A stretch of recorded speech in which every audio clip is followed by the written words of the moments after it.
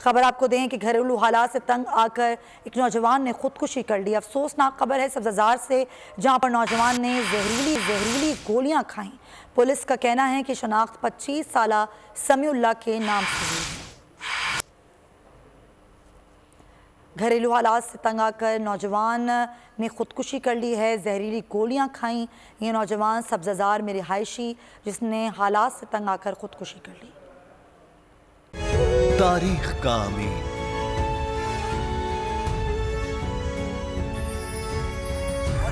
आजादी की अलामत,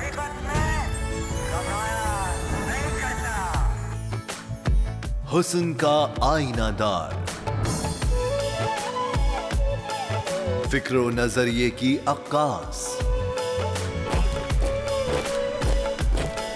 सरफराजी का गवाह, यानी हम सबका निगहबान पाकिस्तान।